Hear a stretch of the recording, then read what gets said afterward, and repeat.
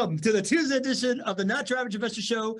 Today, we are talking about how to beat the market by 79%. I'm your host, Pablo Gonzalez. With me, as always, is the man that I like to call GC because he's got the genius concepts, knows how to generate cash flows. He's a great co-host, and because his name is Gregg Cohen. Say hello, Greg. Hello, everybody. Great to be with you. And with us, as always, as well, is our community manager helping out with anything you need in the chat, welcoming you to town. We call her MTM because on Thursday, she brings us the moments that matter. And because her nickname around here is Madison the Magnificent. Say hello, Madison. Hi, everybody. And if you are joining us through YouTube, you're joining us on the podcast, we got a growing audience. It's been cool. Our community's been out there referring us. So really appreciate you doing it. But if you're new to this thing and you are not here live on a Tuesday at 12:30, then you're going to want to do it at some point. Go to nyais.com, register, join us live, be part of our silly antics, and starting with the number one silly antic. GC, you know what that's called? That's called the roll call. It's called the roll call. All right, here we go. We got Christopher Lee leading us off here. Ooh. Christopher leading us off. From Fernandina Beach, good to have you. We got our leadoff batter. John Henning. John Henning batting second today with a good afternoon. We got the MVP. Mr. Lee Bishop. Mr. Lee Bishop saying hello, everybody, batting third. We got Shelly Johnson. Greetings to JWB community. Shelly, good to have you back in the house. We got Joe Bussey back in the house saying howdy, y'all. Joe, good to have you. We got the ringmaster. Andrew Barnhill. Andrew Barnhill with a good afternoon all. We got our regulars. The second family of the Not Your Average Investor Show, all the way from Marietta, California. Gary and Rosalind Riley. Gary and Rosalind Riley. We curtsies. Don't really know how to salute the second family. We got Big Ern Opperly. Ernie, good to have you back in the house. Ernie. Love that you're showing up a little bit more regular, following the lead of your lady friend, Erin O'Neill, into the lights, who steps in and love pronouncing her name. We also got Big Papa, who loves it when you call him Big Papa. What's his name? Jay Cohen. Jay Cohen. Pops, how are you? Dad, Gregg Cohen's father. We got Nadeem Shah with his trademark good morning, good afternoon from the West Coast. Nadeem, good to have you back in the house. Who else? We got Billy Green. The Mountain Man. The Mountain Man from the snowy mountains of spring-like mountains of Colorado. I just picture his life like a John Denver album. It's wonderful out there. We got Terry Ingram in the house saying hello from Orlando. Terry's back. All right, Terry. Good that you're showing up more often here, Terry. Soon to be a regular, we'll call it. We got Howard Scarrett saying good afternoon. New name. That's a new name. Howard, welcome to the show. Welcome to the party. Good to have you here in the community. We got Walt Hart saying, what's crack-a-lackin', everybody? That is how they say it in Middleburg. Good to have you. Oh, Walt, good to have you. Up in the house, Walt. We got the first family of the show. The matriarch and the patriarch, Ken and Carolyn Moline.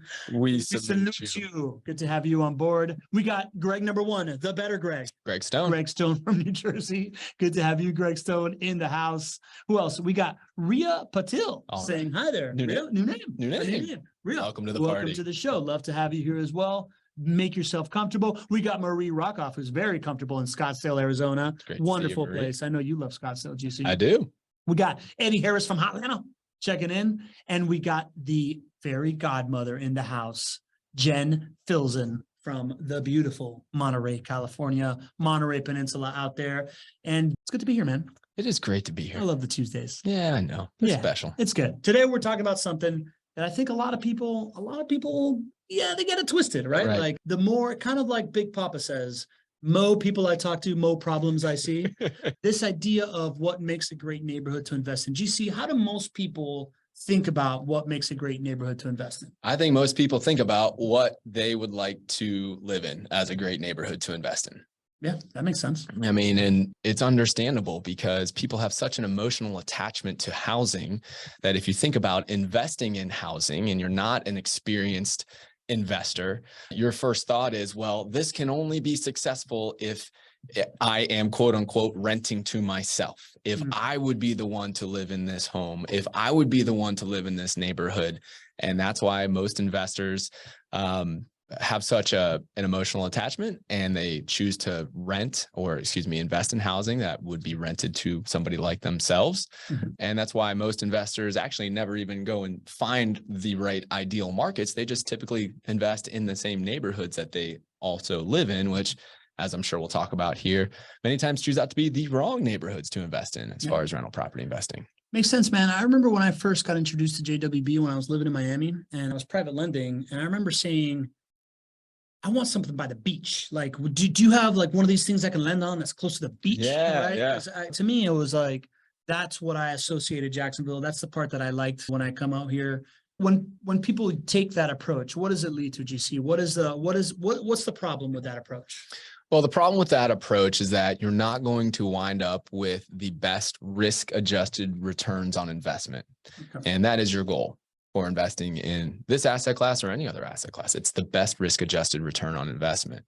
Specifically, what I mean is if you invest in a neighborhood that is only, call it the nicest neighborhoods, only with last name beach neighborhood, only with the best school ratings in the best school districts, only around the best amenities and the best shopping and restaurants and all that. If you own, are the prices in those types of neighborhood, Pablo, typically higher or lower than middle income? Generally higher. Right.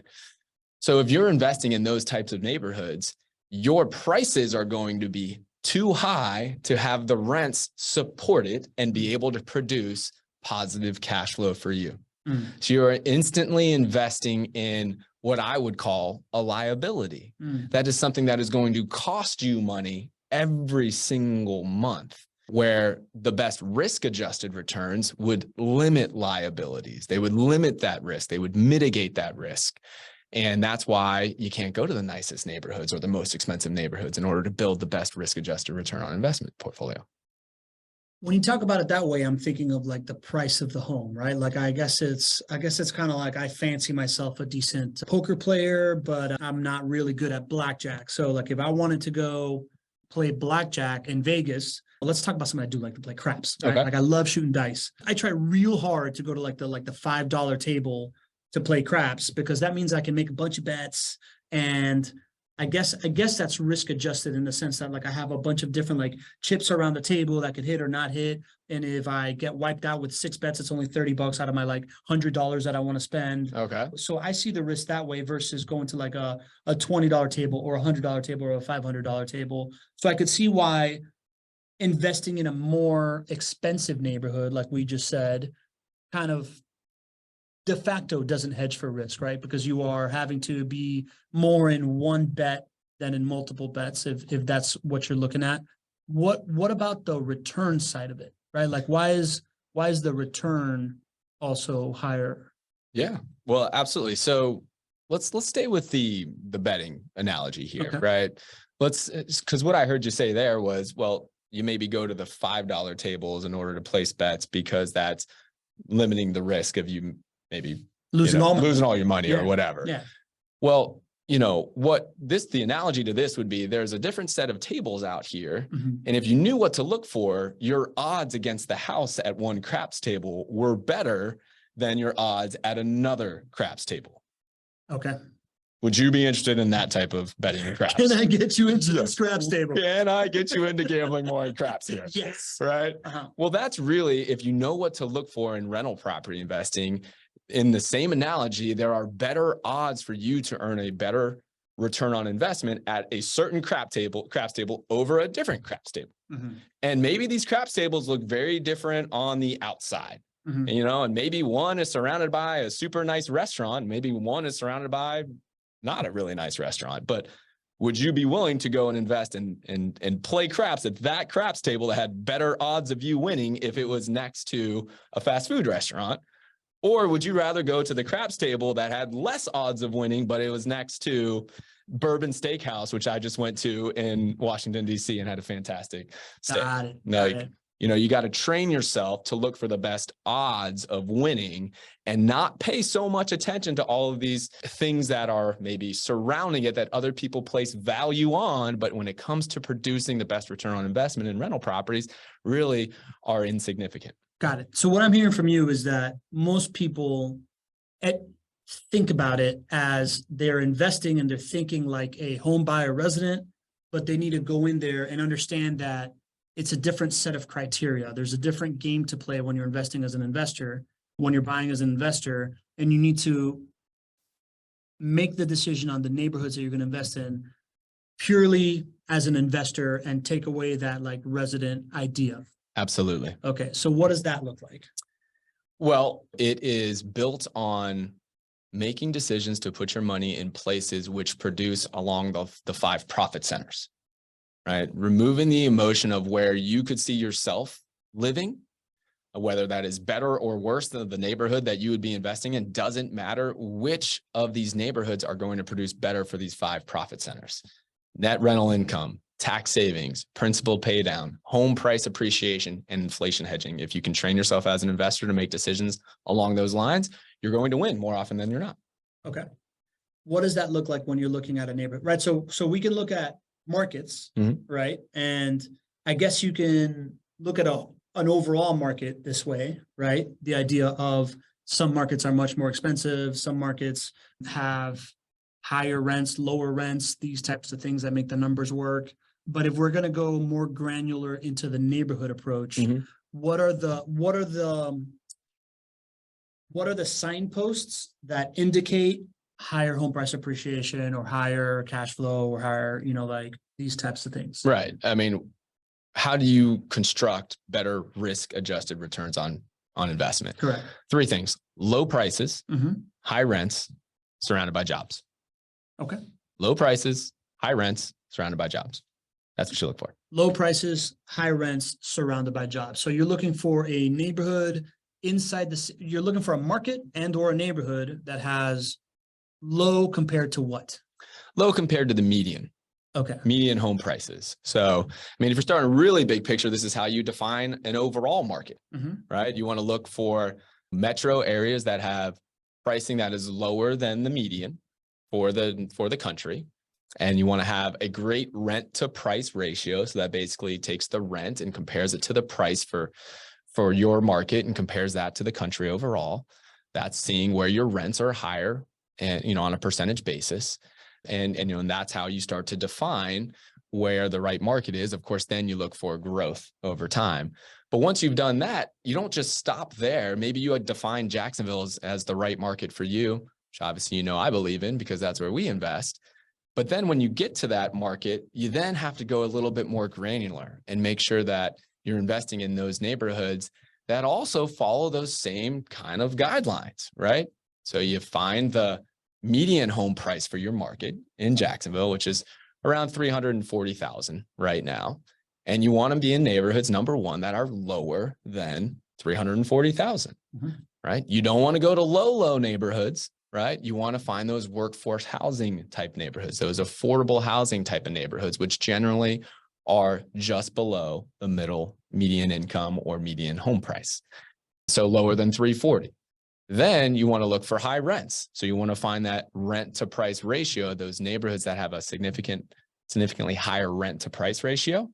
So that allows you to get positive cash flow and to benefit from all 5 profit centers. And then you need to know that there's significant job creators surrounding those neighborhoods. Within that metro, you want to have neighborhoods that meet all 3 of those criteria. Okay. Where do you get this data from, right? Like, so median price, I assume, is pretty readily available.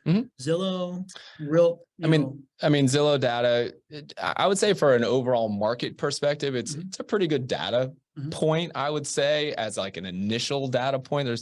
The problem with Zillow is if you start to look on a per property basis, you shouldn't be making per property decisions based on Zillow. But the general feel is that if you look at an overall market, it's somewhat close. But the real information that you should be getting if you're thinking about putting a significant amount of capital into a certain market is either be a realtor yourself or ask a realtor friend for you to pull the median home price in your market. It is super simple for any real estate agent out there to do that for you. So chances of you having one in your network, call in a friend and ask them to do that should be really high.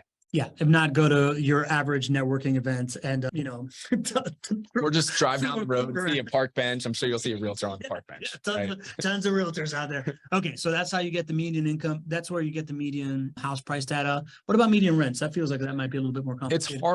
It's harder. You can go to the US Census. But the census information is not updated nearly as much as we want. And it usually only pulls it for the city. So the city data is different than the MSA data, the metropolitan statistical area data. And you really want the MSA data. So the rent information is tougher to come by. That's where we rely on the consultants that we have to give us the right information for Jacksonville and for other markets. So it's a little bit tougher on the rent side. If you don't have access to something like that, you're probably going to be using various sources online that you're going to try for free.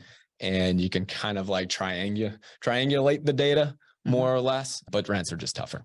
Got it. Lee Bishop says that you can kind of Google that stuff. There's a rentometer.com. I've never heard of that website. Yeah, we used to use it a long time ago.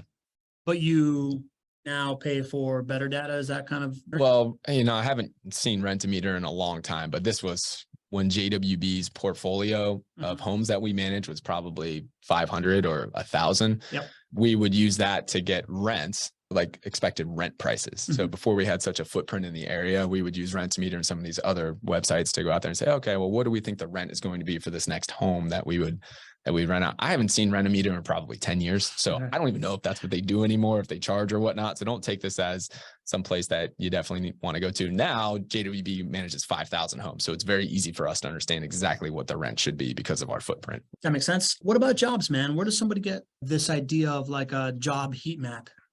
The Chamber of Commerce typically does a great job in your city. And, I think the local business journals do a great job of kind of filling the gaps there because sometimes the information on the chamber will be what happened last year, or what's happened over the past 10 years. You really want to get a sense of what's going on right now as well and what's going on in the future. So for Jacksonville, it comes from our experience, me knowing which job creators are in these areas, because we've been in the same areas for 17 plus years now. So it's kind of second nature for us. But for somebody else, I think checking the local Chamber of Commerce, they should give you the major employers in the area. That should tell you how many Fortune 500 companies there are. And you can certainly find out where their facilities are. And you want to make sure their facilities are surrounding your neighborhood that you're sort of, thinking of investing in.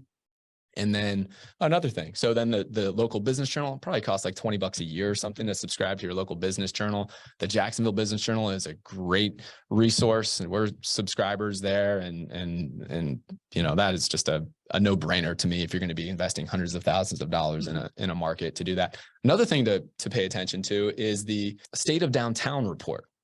So most downtowns or of major MSAs will have some part of their downtown advocacy groups prepare a State of Downtown report. Like I was just comparing Washington, DC's State of Downtown report to Jacksonville State of Downtown report. Yeah, it was interesting because I was trying to see where we stand for the level of development that we have ongoing in downtown Jacksonville compared to a well-known major downtown like Washington, D.C. Washington, D.C., according to their State of Downtown report, has $1 billion of development going on. Okie dokie. Sounds amazing until because you start to read the State of Downtown report in Jacksonville and you find out that there's $5 billion of development going on in downtown Jacksonville. Okay. So that would be another great resource. Find the State of Downtown report, and it's a little bit different in every MSA, but there's usually something there, especially for your major ones. What is there to learn about the State of Downtown report? Is that going to tell you how many jobs are downtown? Therefore, like are there cities maybe that downtown isn't as developed, so that's not where the job center is, therefore that you're looking more for like the Amazon facility and the different types of things, like other types of employers kind of thing? The State of Downtown report should tell you all of that. It should tell you the number of jobs that are downtown, the number of people that are downtown, the amount of development dollars that are ongoing right now. It'll break it down into, are these proposed dollars, which have a long way to going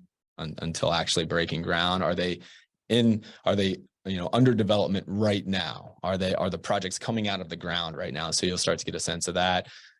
And it'll give you historical perspective as well. So it'll go back and say, like for example, in Jacksonville, 8 years ago, we only had $500 million of development underway. And, now 8 years later, it's 5 billion. Okay. So you'll get to see that sort of perspective. And obviously you want to be aligned with a growing MSA, a growing downtown should be a big part of that. So you'll start to get a much bigger picture. So the State of Downtown report is one of the things that I reference the most in all the information I share with you all about Jacksonville, and it's free. And so it'll probably be free in any market that you're considering. Interesting. Okay. So lower than average price, higher than average rents. Wait, rents or rental demand? So the best way to measure it is the rent to price ratio. Okay. Because for every $1 of price for a home, you want to have a better percentage of rent. And this helps equalize it because there are some markets out that are a little bit more expensive than others. Like, for example, Jacksonville, a little bit more expensive than others. You want to see, well, what is the rent compared to the price in each of my markets? Because your rent to price ratio is one of the biggest contributing factors to ultimately, can you get positive cash flow? Does that make sense? So like, for example, Correct. if I was just doing just rents and I went to San Francisco, I would see way higher rents than the national average. And then, but you're not going to get positive cash flow in San Francisco because the prices are way, way higher than the national average. And so you really got to focus on this rent to price ratio.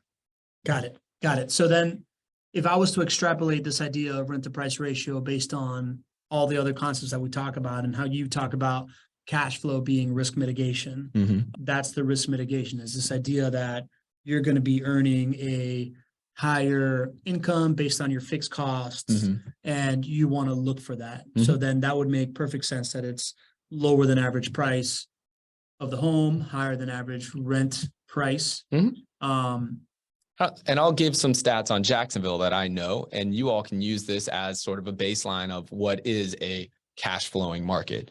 So Jacksonville's median home price is 30% below the national median. So low prices, we're 30% below the national median.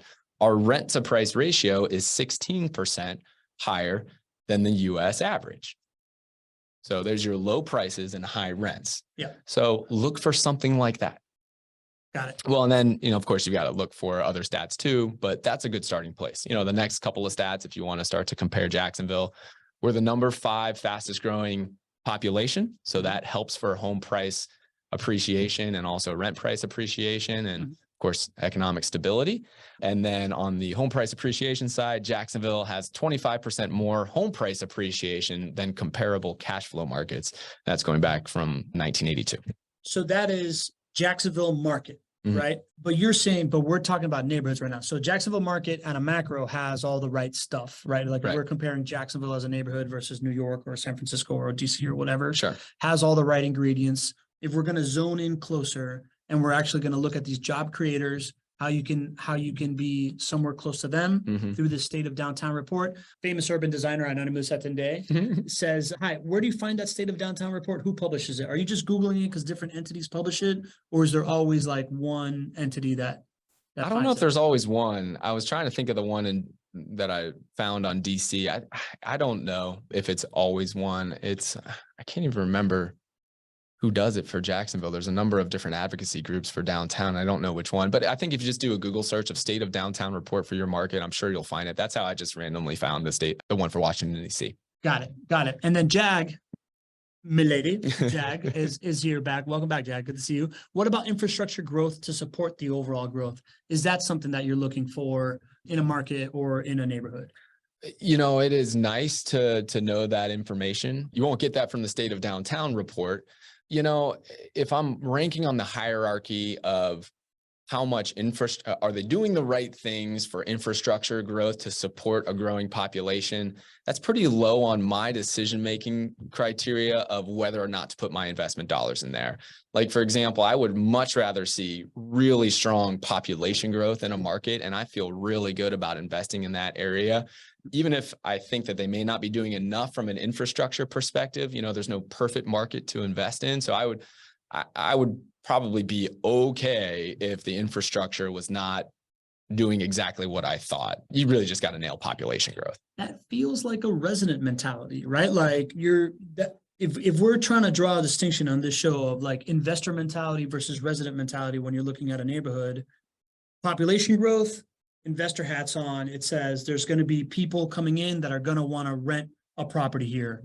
Infrastructure growth, it's going to be inconvenient to drive around. That sounds like a hassle. That doesn't really dictate whether or not somebody is going to want to, like rent a home, right? Like it feels more like that sounds closer to like school district than it does to a stat that it really depends what type of infrastructure growth they're talking about. If they're talking about building, highways to support the growth or things like that, to kind of go down the path that Jag was going, like infrastructure growth could also be you know, is there enough city water and sewer built out to support these growing neighborhoods? Mhm. You know, like, for example, if I just go down the path of Jacksonville, just because that's what I know about this, if you have a team on the ground that is your eyes and ears and is tuned into what's going on locally, you would know that in Jacksonville, they just passed a gas tax, which is largely going to support infrastructure projects, which is largely going to build out water and sewer across neighborhoods that haven't had it in the past. And so they,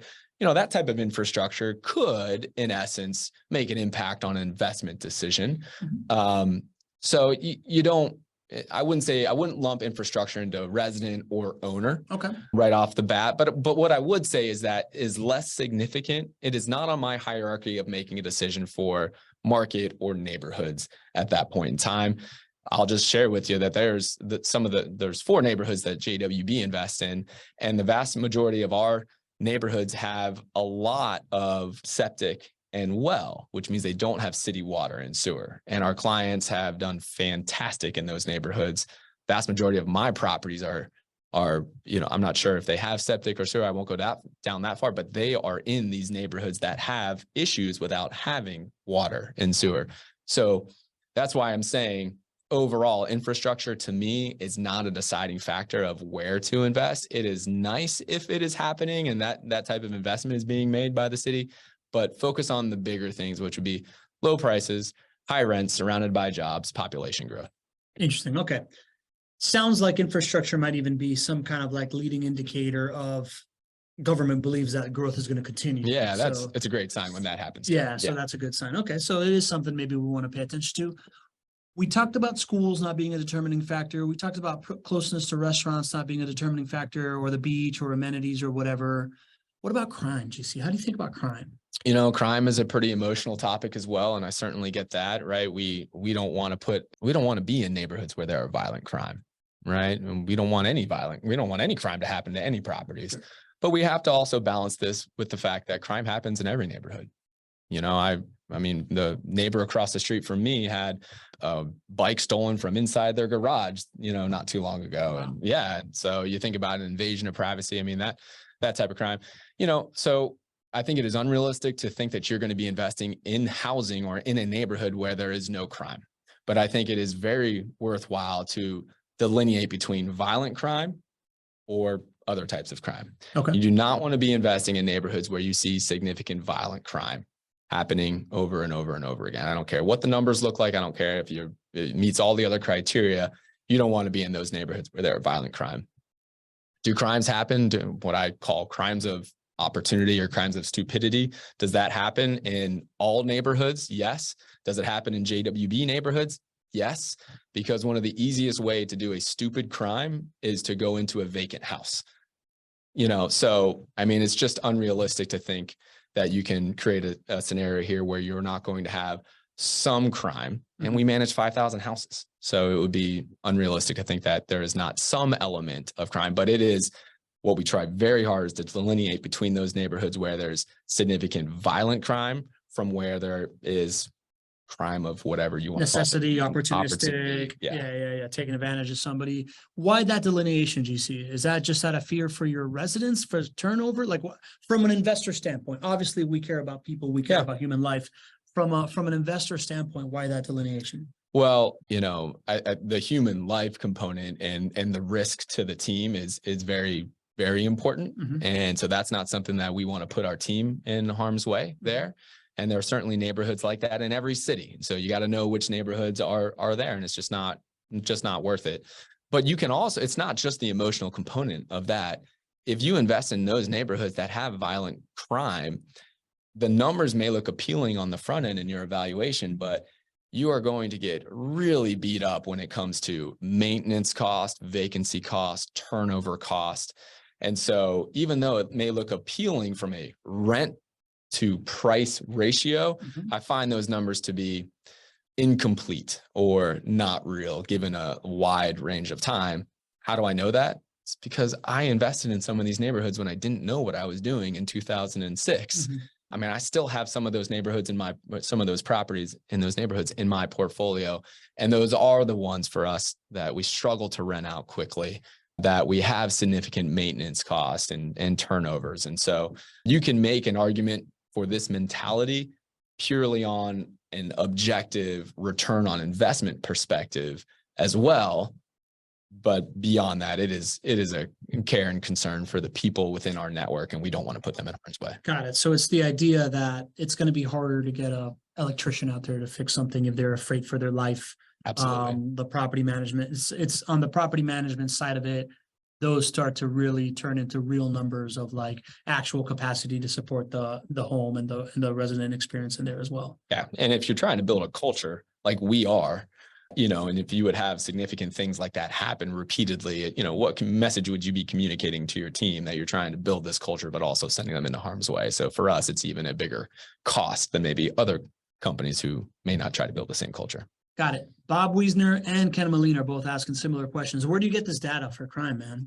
I think like Trulia has a crime map. You could start to Google them. You'll see 3 or 4 different crime maps that are available today that weren't even available 5 years ago. It seems to be something like they tie in the number of crimes that get reported in certain neighborhoods. They put it over heat maps. They also talk about what happened. So they give some element of, was this a violent crime or was this not a violent crime? So those types of things are pretty helpful. Got it. They do change over and over again though. So just because you look at it today, it might have a different color rating of whatever severity of crime it may be 2 months later when you look at it. So again, those are a good starting point, but boots on the ground, experienced folks that have their own money in these types of neighborhoods over the long haul is really going to help you determine where you should be investing and where you shouldn't. Got it. And JADA is putting out their city-data.com is a good source for that. Awesome. All right, GC. Anything else, right? So we've got low prices, we got high rents, we've got proximity to jobs, we got no violent crime. Any other major thing that I'm not asking about there? No, I think you nailed it. That's it, right? So then let's talk about the headline of the show, right? Like we talked about this, how to invest in neighborhoods that beat the market by 79%. Where's that coming from? So, for the longest time, I've been trying to help people understand why it is so important to work with a vertically integrated provider like JWB, because we are going to put you in the right neighborhood. And there are other neighborhoods in Jacksonville that meet that criteria that I was talking about that we do not put you in, right? There's only 4 neighborhoods in Jacksonville, and we put you in those neighborhoods. And it's because of our vertically integrated process. It's because we have our own money in the game in these neighborhoods, and because we can have an outsized impact in relatively small parts of Jacksonville that help produce better returns on investment for owners. And so after saying this for so many years, I was finally like, you know what? I've been saying this. I know this to be true. I'm sure I can start to look at the data behind it. And so I started to look at the investors who owned homes with us since 2013. I chose 2013 because I established that's really where we started to achieve large scale in these neighborhoods. We started in 2006, and by 2013, we had been building and selling and hundreds of homes a year and renovating hundreds of homes a year. And then I started to look at those home price appreciation rates from 2013 to 2022. And my thesis of, hey, listen, if we're putting you in the right neighborhoods, and if these neighborhoods are the best risk-adjusted return neighborhoods, then we should see higher home price appreciation from being a JWB client that was put in these neighborhoods than even the overall Jacksonville market home price appreciation. And the Jacksonville market home price appreciation has been pretty darn good. Been pretty good since 2013, boy. Yeah, been pretty darn good. Much better than the national average. But all we did was just more or less match what Jacksonville was doing. That would say to me that we didn't have an impact. Our vertically integrated presence, everything we do in these neighborhoods would not have had an impact. You could have invested anywhere and not gotten that extra bump from investing with JWB being that vertically integrated provider. But the numbers say otherwise. Okay. So start to look, and there we go. Perfectly timed. You're so good, buddy. I got you, buddy. So here are the numbers. And you can see here, Jacksonville overall in 2013, the median home price was $153,400. Those are some good times, huh? Good times, good buddy. Good times, yeah. Yes. So as of pulling this number in 2022, the median home price in Jacksonville was $340,000. So then I broke it down by our 4 neighborhoods, which are the North Side, Arlington, South Side, and West Side. You can see some very low prices in 2013. Do you think these were the nicest neighborhoods in Jacksonville? I would assume no. No, they are the neighborhoods that I just described. Low prices, high rent to price ratio, surrounded by jobs, right? These are not neighborhoods that were surrounded by, the nicest amenities. These are not neighborhoods that had high school ratings. In fact, they have low school ratings. And then you start to look at the median home sales prices in these neighborhoods come 2022. Very high, right? North Side went from $49,950 in 2013 to $185,000. Arlington went from $64,000 to $243,000. South Side went from $85,000 to $250,000. And the West Side went from roughly $58,000 to about $231,000. Significant growth. And so then lastly, what I did is I just took the average of all 4 of those neighborhoods, and I was able to determine, being in any of the JWB neighborhoods that get this impact from us being vertically integrated and putting you in the same place where our money is, all JWB neighborhoods had an average of $58,000 in 2013 to an average of $230,000 in 2022. So significant home price appreciation in those neighborhoods. Yeah. And so in comparison to this market of Jacksonville going 9.3%, JWB neighborhoods 16.5%, beating the market by 78.8%. That's right. Bravo, GC. What about this? So is there anything to learn about the fact that Southside crushed the local market but didn't go as high as the other ones? Is there anything there to learn from there? Not really. I kind of thought that question may come up. Well, if knowing what we know now, should we have put all of our money in the West Side neighborhood, which had 80% increase, or the Arlington neighborhood, which had a 74% increase? Should we have done that? And the reality is, there's no way that I would have known that this would have transpired where one would do better than the other. You're starting to getting into things that there's just really no data to be able to make that decision. So no, there's no way I could have predicted that one would be better than the other. These 4 neighborhoods are the same, right? For any of the folks that have come down on the tour, and for those who are in the audience right now, I'd love for you to chime in if you feel this way. But you drive through one JWB neighborhood, you drive through the other, it's largely the same. You're going to feel the same. These are workforce housing neighborhoods.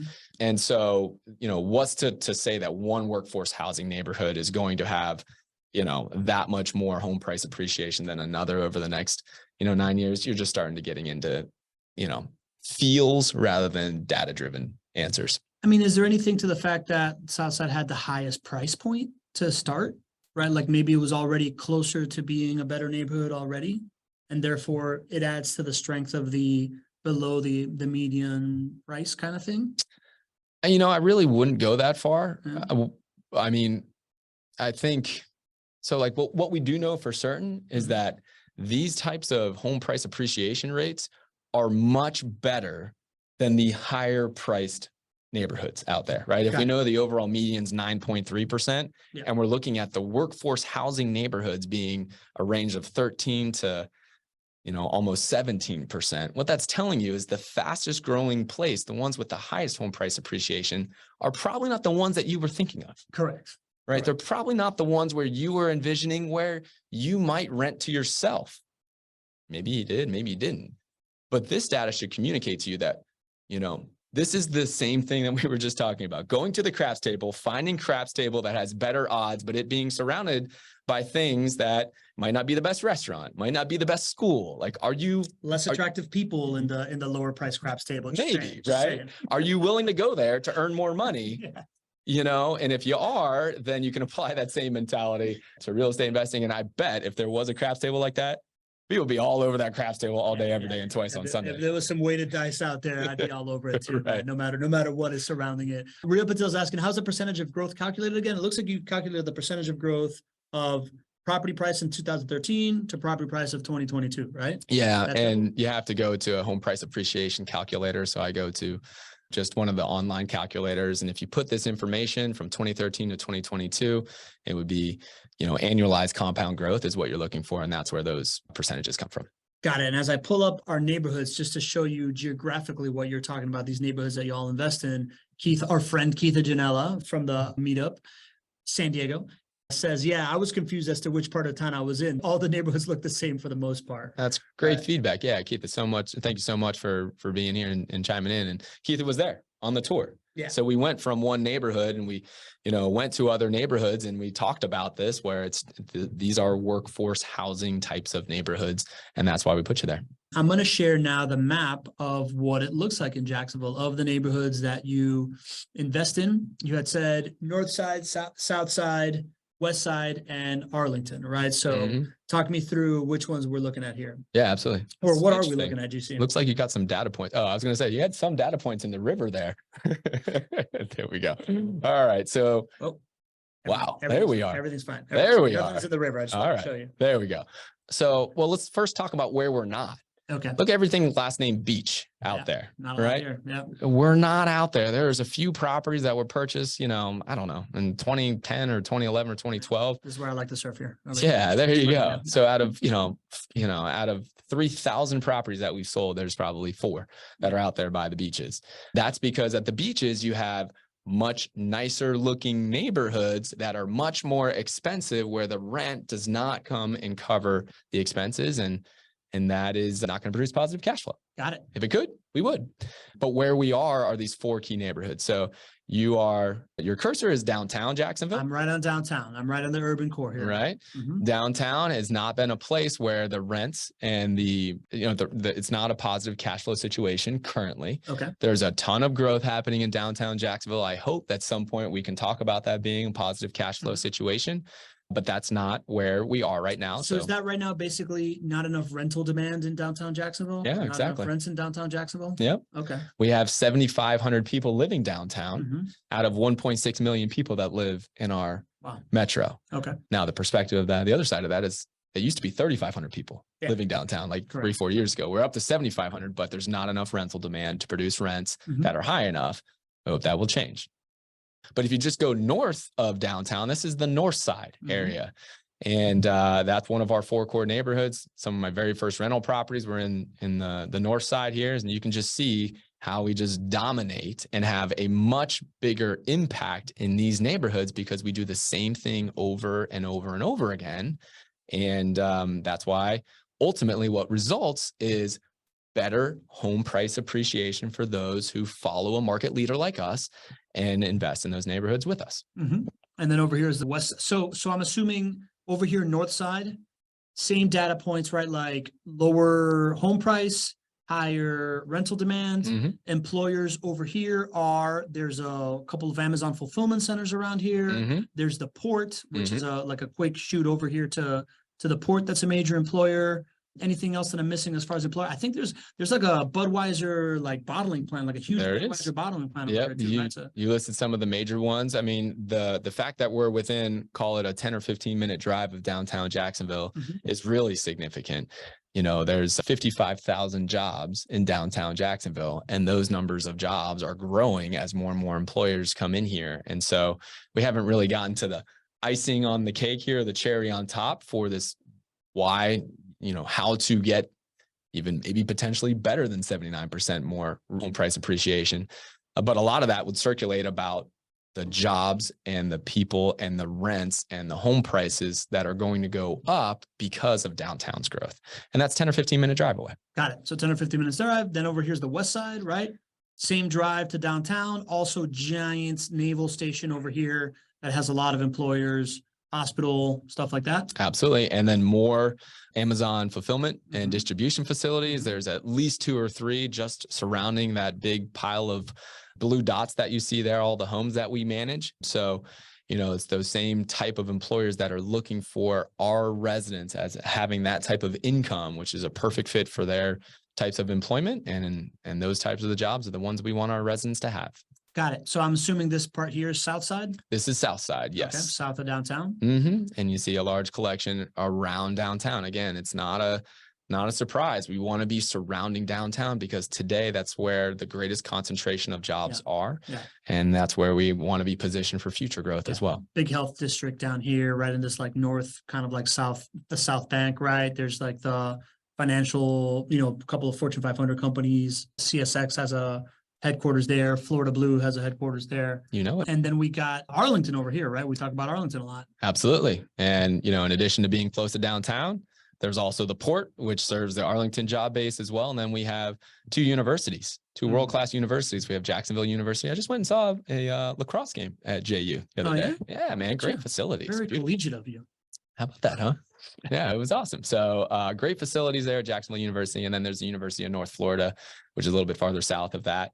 But two world-class universities that really serve the job base there. Got it. You just mentioned the cherry on top. What are we talking about here?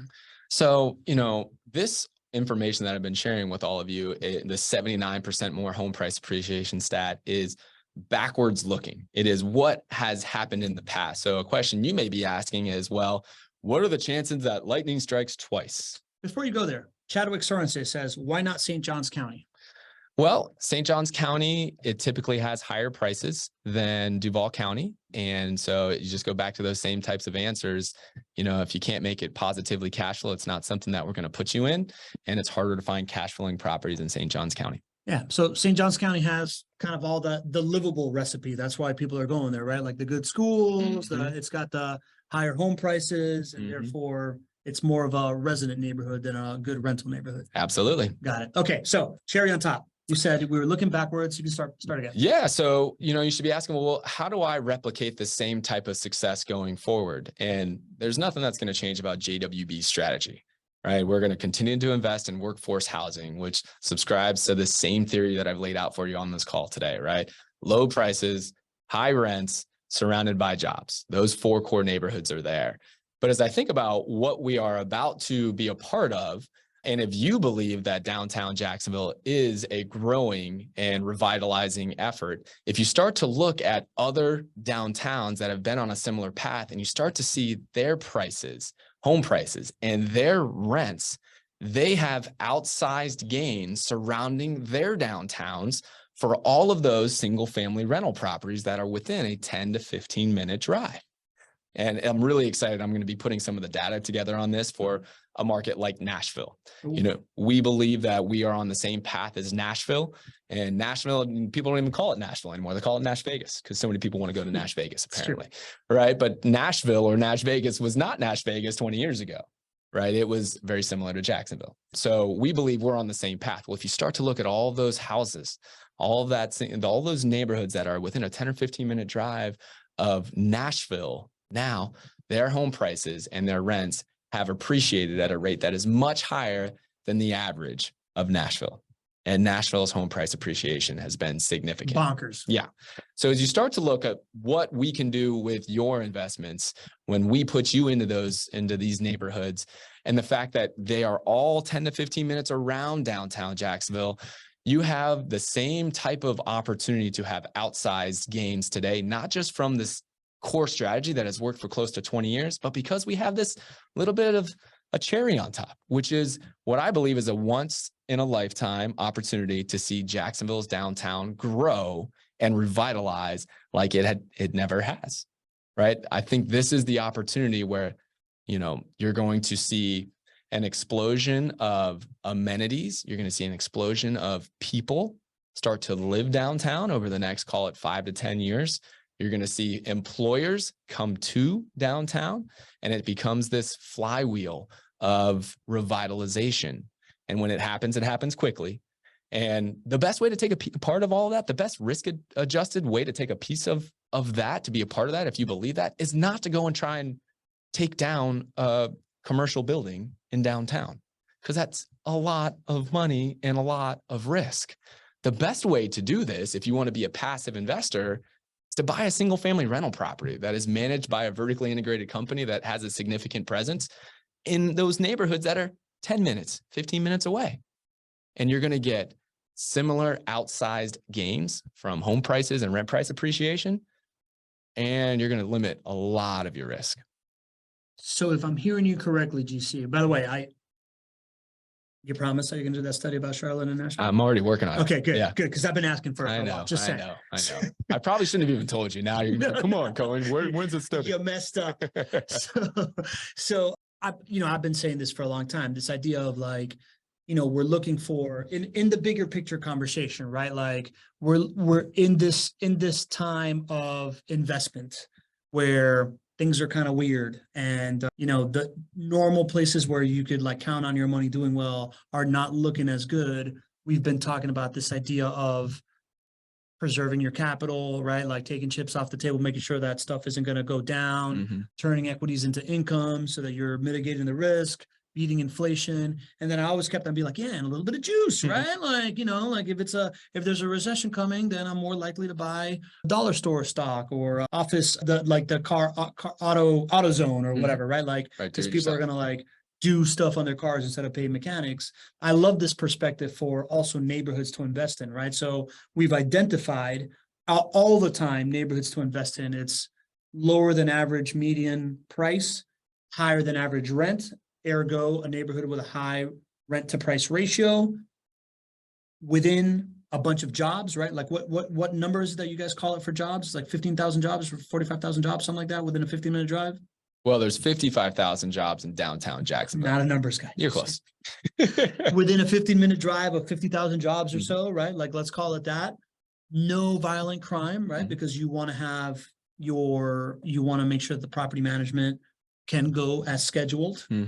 And then if you know that there is some kind of game-changing thing that's coming down the line, right? Like if you have, in the stock market, you can't do insider trading. Right. In real estate, you can, right? So like if you have a little bit of inside info of a market where there's a big game changer, for example, downtown seems to be trending like it's going to happen. Maybe there is world-class graduate program for like fintech and healthcare tech powered by AI that they're about to do somewhere close by. That's going to lead to more students, more high-paying jobs, things of the sort. Maybe it has a growing trend of being a fastest growing city for forever. That's been accelerated by COVID, and all of this stuff is happening, right? Like that seems to be that little extra juice that I, as the weighted dice gambler guy that I like to do, always likes to look for. And it's the first time that you've actually given it some credence. I know. I always hold back on that. I'm like, listen, I'm under promise and over deliver, but you broke me down. I do have to share that one with downtown. I do think that is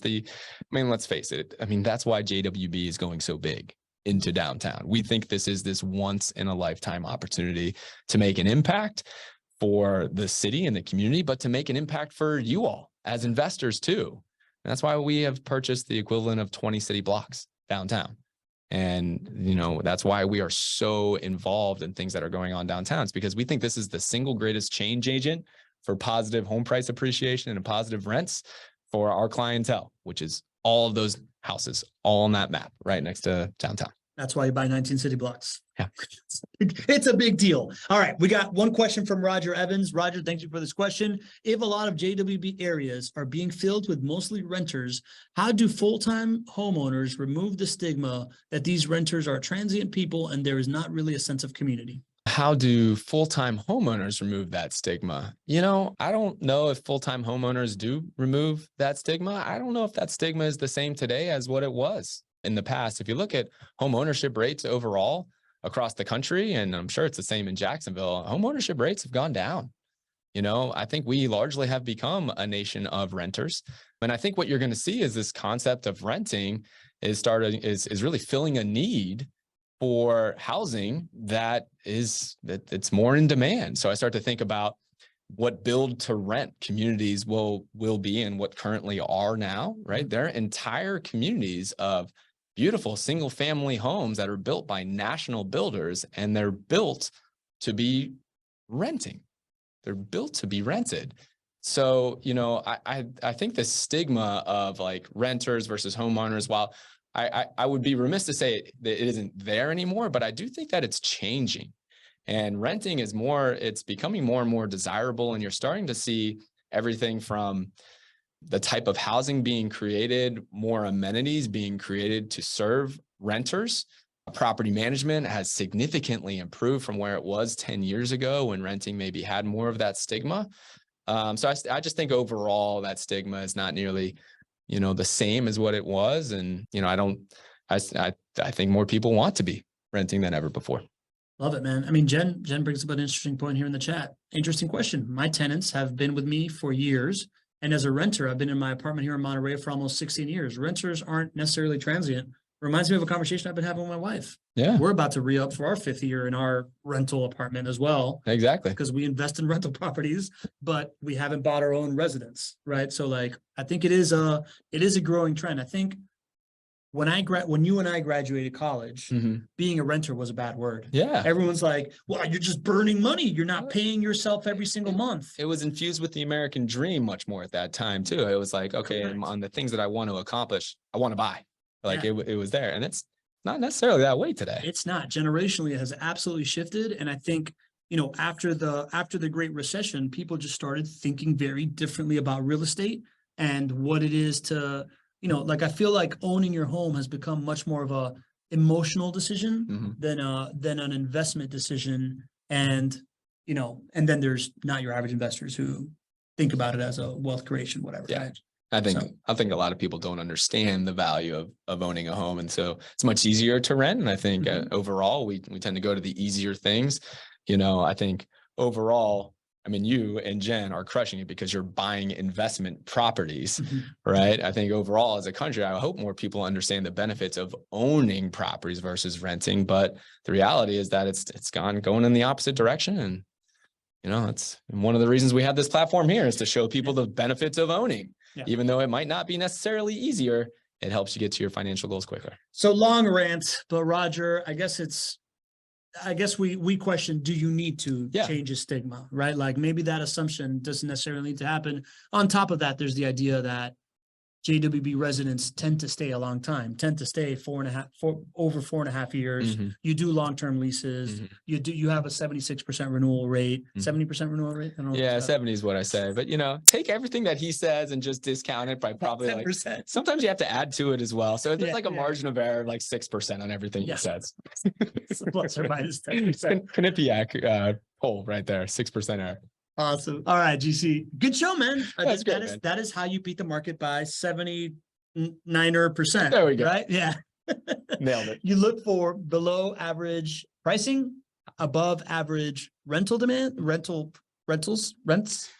You're gonna land this ship, or you're gonna land I don't know, man. You want to finish? It for me? Low prices, high rents, surrounded by jobs. Surrounded by jobs, no violent crime, and look for a little juice. Look for a little cherry. If somebody will spill the beans with you and tell you about that little cherry on top, then it's nice to have some upside as well. Yeah. And if you want to get in on that with what JWB is doing, go to chatwithjwb.com, hop on a call with the team so they can kind of talk you through the different options that you have and get that conversation started. But beyond that, I want to thank the community, man. Great questions today. We had about 60 people here the whole time. We've reached like a new echelon of like show numbers. The downloads are growing on the podcast. The YouTube channel is growing. So we thank you so much for being here, taking a day, taking an hour out of your Tuesday to like hang out with us. Really, really means the world to us. And the fact that you are spreading the good word, you're telling your friends about it, that means even more because then we get to hang out with more cool people like you and you get to add more value to it. So I just really never take that for granted. I really appreciate it. GC, last call. I mean, I just so appreciate you guys being here and just want to say thanks. You know, a lot of times we try to bring the new folks and to say hello and to make a friend out here. And we certainly want to encourage that. But I also want to say thank you to all the folks that are not your average investor, veterans, those who have been around. I mean, you start to look at this chat now and you just get this wealth of information and it's from the community. And there's so much strength and experience and success in this community. So thank you to all of you who are sharing your words of wisdom. We appreciate you guys for making this experience what it is. All right. And now you know, if you want to beat the market by 79%, you can't think like an average investor. See you on the next show. See you, everybody.